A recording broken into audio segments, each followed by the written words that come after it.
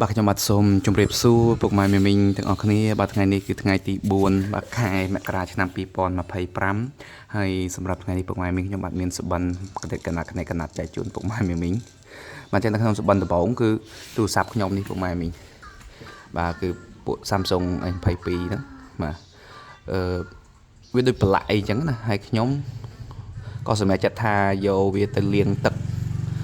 បាទចឹងខ្ញុំបើកទឹកមកបាទហើយលាងសម្អាតវាទៅហើយដល់ពេលមើលទៅទូរស័ព្ទឃើញទឹកចូលក្នុងអេក្រង់មកម៉ែមីងក៏រលាស់ចឹងទៅក៏ចេញទឹកពីក្នុងអេក្រង់ទូរស័ព្ទហ្នឹងវិញអស់ទៅបាទអាហ្នឹងកណាត់ទី1ហើយកណាត់បន្តទៀតមីខ្ញុំនៅសៀមរាបនោះគាត់មកនិយាយរឿងថាចង់សួរតម្លៃរឿងឡាន Mazda តម្លៃម៉ានតម្លៃអីចឹងទៅណាហើយខ្ញុំសួរគាត់ថាចង់ចាយលុយម៉ានគាត់ថាខ្ទង់ផាយជា 9000 អី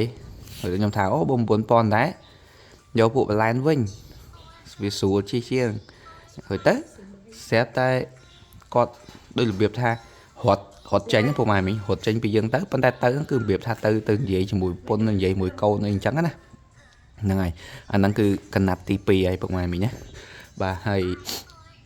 ថ្ងៃហ្នឹងមានតែប៉ុណ្្នឹងទេមកពុកម៉ែមីងអាសាភ្លេចភ្លាំងប្រហែលប្រឡោះទៀតហើយបាទហ្នឹងហើយអញ្ចឹងសូមចែកជូនកាន់ពុកម៉ែមីងប៉ុណ្នេះជូនពរពុកម៉ែមីងមកសូមឲ្យហេងសុខសប្បាយទាំងអស់គ្នា